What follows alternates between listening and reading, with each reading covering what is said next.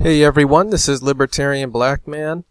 I want to talk about what political fairness is, because it seems like nobody in the presidential race is advocating for that, whether they are Democrat or Republican. So there it is right there, the denial of preferential treatment or intervention by government on behalf of one side over another when dealing with any economic, social issue.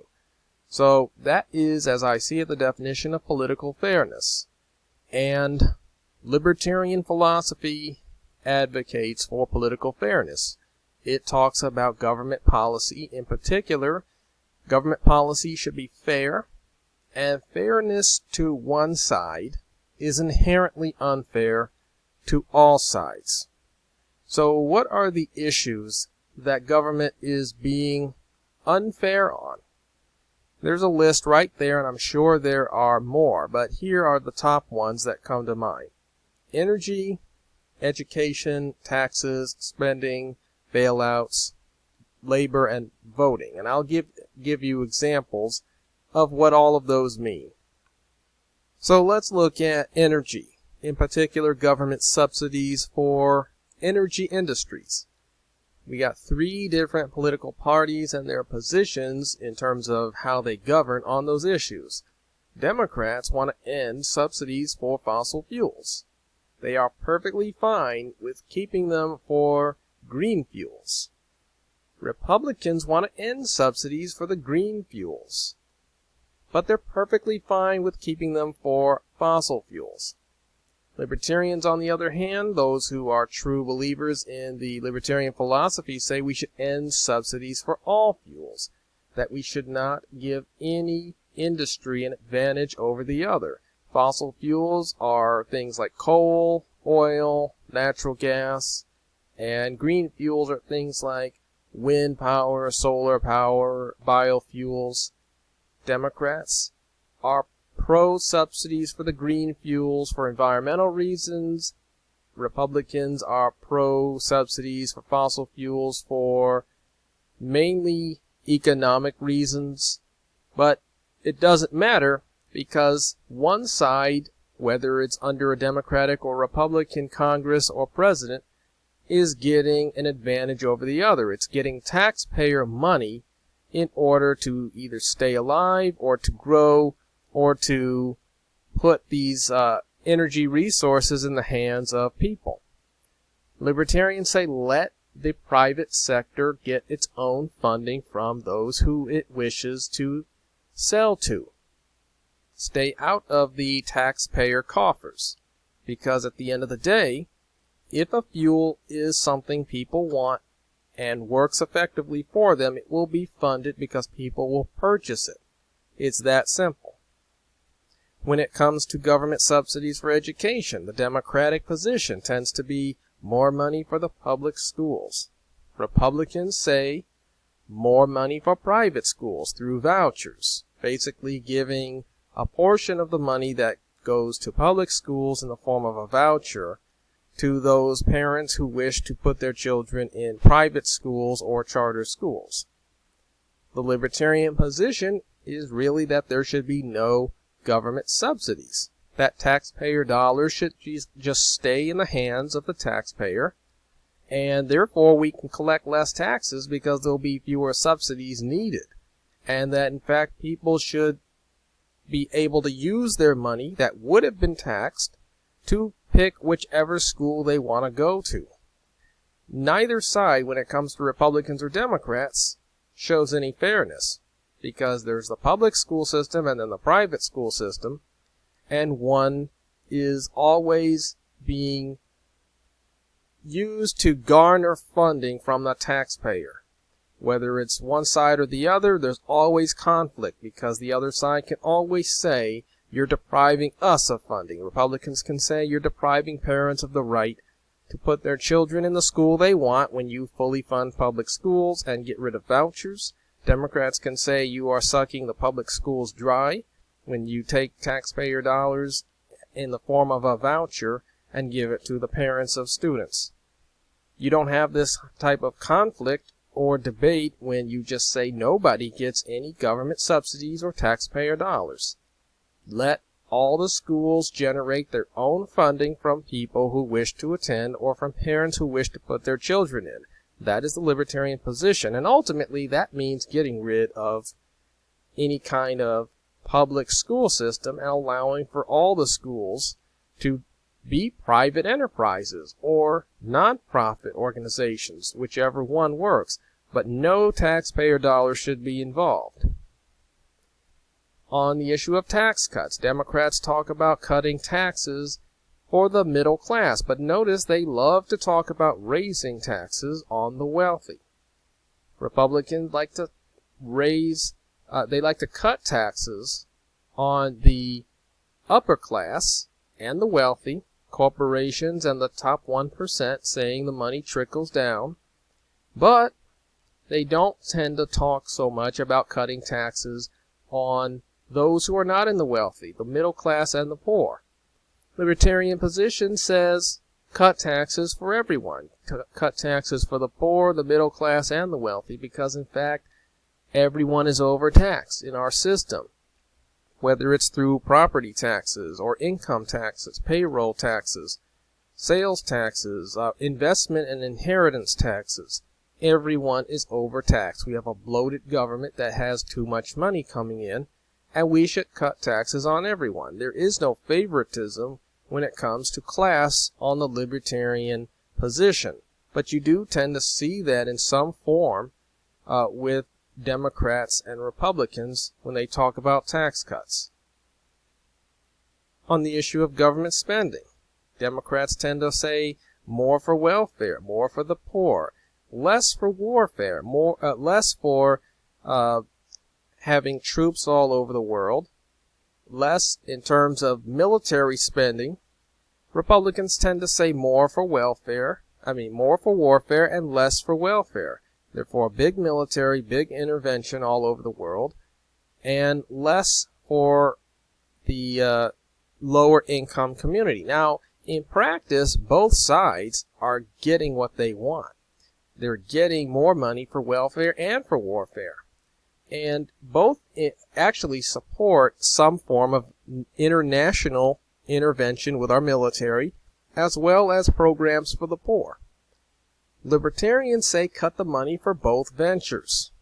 Less for welfare, because in fact that has hurt people in many ways, going back to the Great Society, which has introduced welfare in a big national way, and it has done so much harm to poor communities. And less for warfare, because in fact we don't believe that America should be trying to fix the world and fix all the nations' problems of the world. Less for everything. We understand that as the government spends more, then it has to tax more, it has to borrow more, it has to print more, which leads to the devaluation of the dollar and ultimately the upending of our economy. We've been going through that for the last 50 years as we terminated the gold standard, which preserved the value of our money, and that has led to more government spending, which, by the way, no Democrat or Republican has made an issue out of. The Libertarian Party actually formed to protest the decision to go off the gold standard, among other things. But President Nixon was the one who took us off the gold standard. And the Libertarian Party formed later that year in 1971 to protest that. Notice that no Democrats or Republicans in any election since has made that a national issue about keeping our money strong and reducing the national debt. In fact, we have never had a single surplus in our national debt since the late 1960s, because both sides are arguing for more spending for their projects, and then they make compromises in which they each give the other what they want, which is why the debt continues to explode. We have more money going to welfare programs and new programs, as well as more money involved in sustaining military bases and fighting wars in foreign countries. when it comes to the issue of government bailouts. The Democratic position is, yes, we should bail out the poor. We should not let anyone lose their home. We should make sure that everyone gets some kind of unemployment insurance like we did back during the Great Recession. We allowed people to collect unemployment for years because we took what was a 6-month program and we made it 2 years and then granted more and more extensions under a Democratic Congress and a Democratic president. And it says no, but they also don't believe in bailouts for the wealthy. Okay, great. The Republicans, it's the inverse. They like the idea of bailouts for the wealthy, bailouts for corporations, making sure that iconic American companies like General Motors don't go bankrupt, that banks continue to get paid, and yet we should not stop any poor person or middle-class person from losing their job or losing their home because that's the market at work. Well, the libertarian position says there should be no bailouts, and anytime there's a recession and companies are going down, homeowners are losing their homes, and people who are on the unemployment line really should just allow for the economy to work things out. And ultimately, there will be a recovery which brings employment back up, which allows for new companies to take the place of old companies, and bring our economy back to a place where it should have been. We don't believe in any bailouts, and we don't believe in compromising with any political party to make sure that there is some kind of saving safety net for any kind of national economic recession. We saw back in 2008 Democrats and Republicans making a deal to bail out banks, to bail out these corporations that got in too much debt. Republicans would never have made, libertarians would never have made such a deal because it is against the principle that anyone should be saved in any kind of economic collapse. On the issue of labor, you've got Democrats who say we should side with the unions because they're for the workers. Republicans who say let's side with the businesses because they make the money, they produce the wealth, they create the goods and services. Libertarian philosophy says to side with no one. In fact, that's the way America was before the 1930s. We did not have the National Labor Relations Act, which is a law, federal law that protects unions. We did not have the Labor Management Relations Act, which is a federal law that protects businesses. We had a free market in terms of contracts that unions made with businesses, and the federal government was not on the side of protecting either one. That is the way it should be, and you cannot get Republicans or Democrats to agree with that because they are in the tank for one side over the other.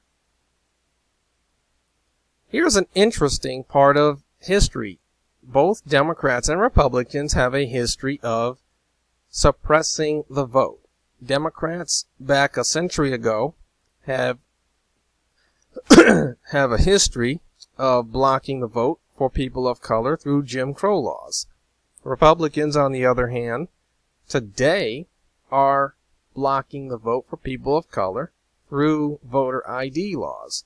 In particular, changing the ID laws that were already on the books. We had ID laws before the 2010s, but Republicans have introduced legislation to change all those things to make it more difficult for people of color to vote.